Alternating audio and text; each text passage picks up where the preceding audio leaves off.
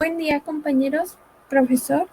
Nosotros somos el equipo 8 y les hablaremos del derecho informático aplicado al software. Nos centraremos en la autoría y creación, en los contratos y licencias. Bueno, mi equipo está conformado por Chávez Ríos de San Antonio, Espinosa Martínez Antonio Alejandro, Gama Castillo Miguel Ángel, Hernández Durón Miguel Ángel y su servidora Rangel Esparza Fernando y Milenio. Para iniciar este tema, yo les aclararé algunas definiciones generales que son importantes para conocer y para poder entender el tema. Primeramente, estaremos hablando del derecho informático, que es la rama del derecho que regula los efectos jurídicos derivados de la informática y de las TICs. También lo podemos entender como la interrelación de TICs y derecho. Son las leyes básicamente que nos van a regir como informáticos que somos.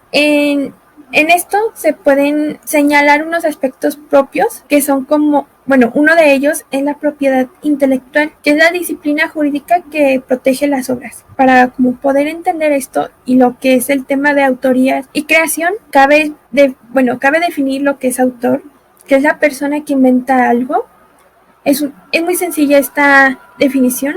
La autoría, que se aplica a las personas que crean una obra, y lo que es obra, que puede ser creada por varios autores, y cabe mencionar, a los softwares también se les conocen como obras. Entonces hay que tener presente y siempre en claro esto en el tema. Otro de los aspectos a mencionar es la prestación de servicios y la contratación de intangibles digitales. En esto, bueno, definimos lo que es contrato, que es el acuerdo de voluntades que crea o transfiere derechos y obligaciones. Y por último, pero no menos importante, lo que es la licencia, que es un permiso para hacer algo, o en otra definición un poco más exacta, es la autorización que cede el derecho de uso de un bien a otra persona u organización. Para esto cabe aclarar que el contrato y la licencia no es lo mismo, porque en la licencia se establece desde un inicio el uso que se le va a dar a la obra, y en cambio en los contratos existe mayor apertura para negociar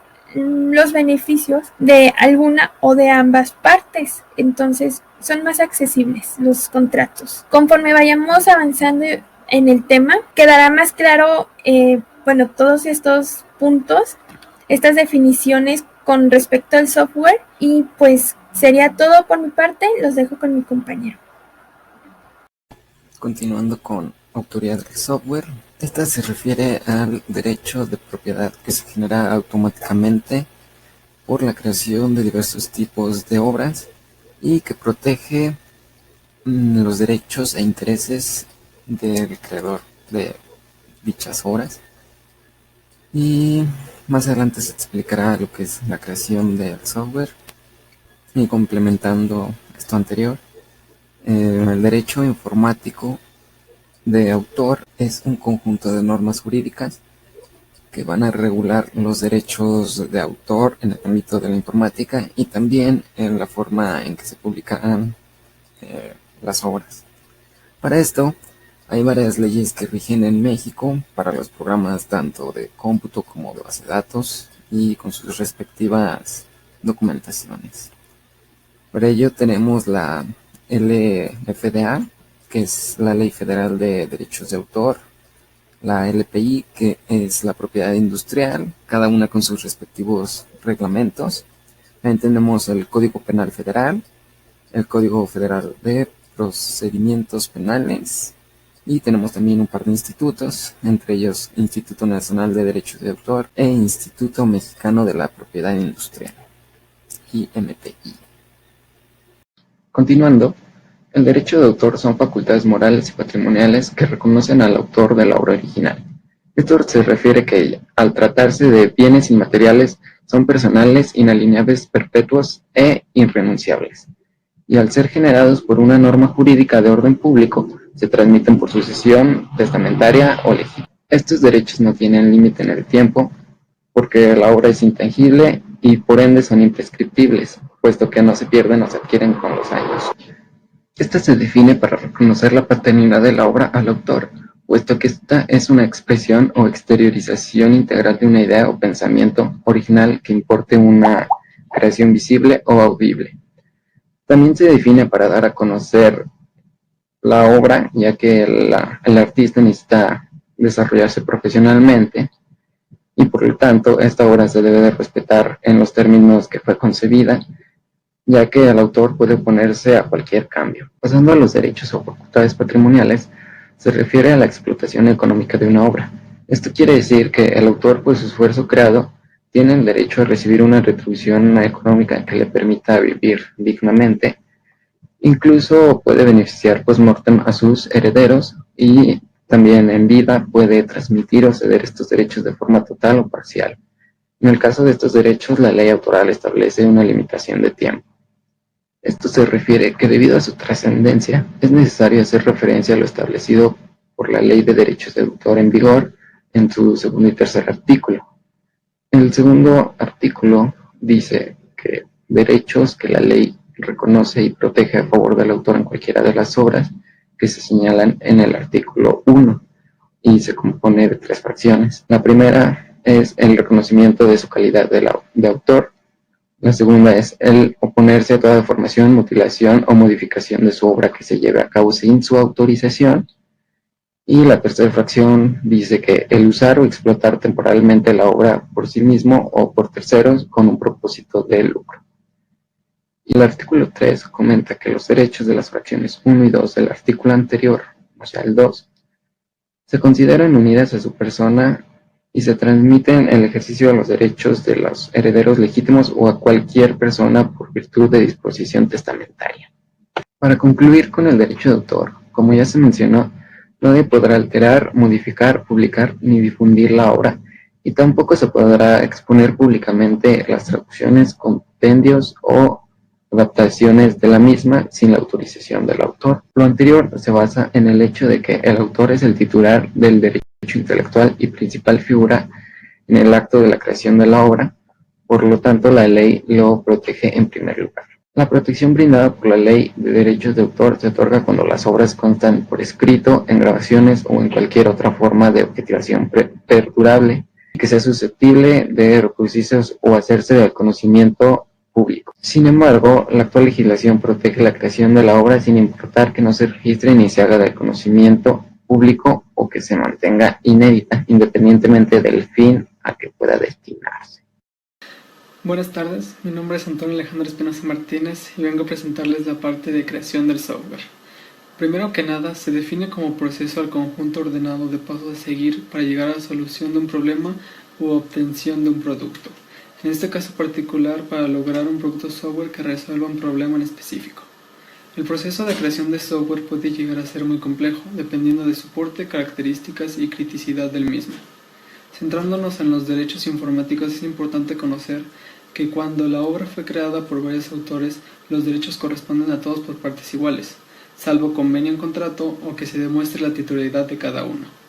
Para el ejercicio de los derechos requiere el consentimiento de la mayoría, principio democrático adoptado del legislador. Resulta importante hacer mención a las diversas formas de clasificar las obras que son objeto de protección al momento de su registro, las cuales se encuentran estipuladas en el artículo 4 de la Ley de Derechos de Autor, mismos que serán explicados a continuación. Artículo 4.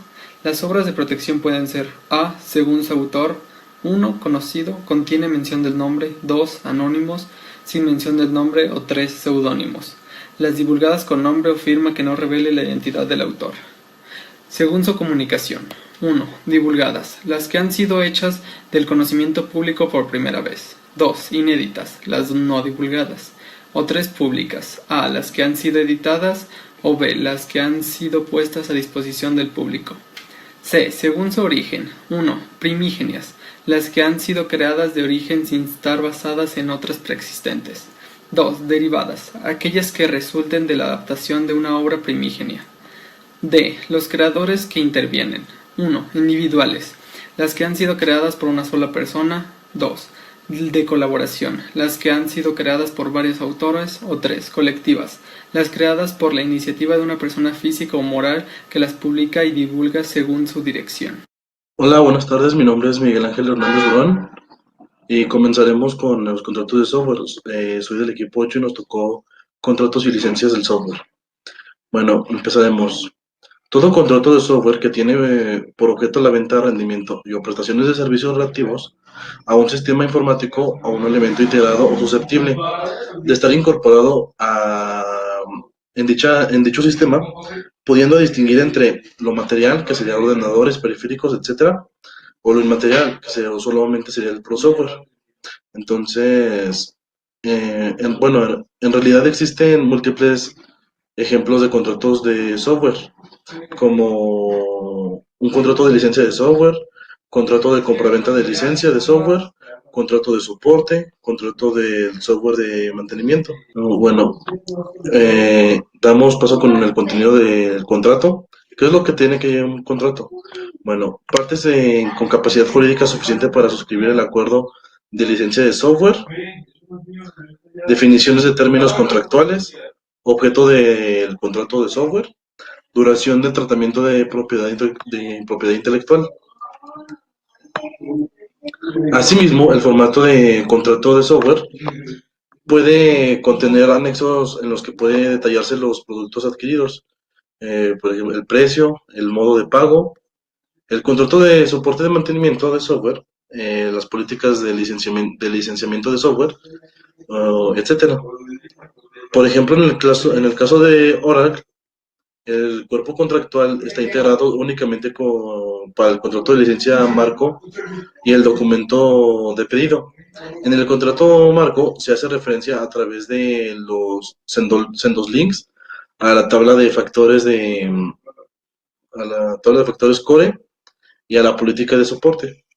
Sin embargo, últimamente se está presenciando una tendencia del fabricante a cambiar los términos iniciales de la licencia mediante contrataciones o renovaciones de soporte o imponiendo a los clientes ciertas obligaciones ajenas a los contratos de software, en este caso serían escritos.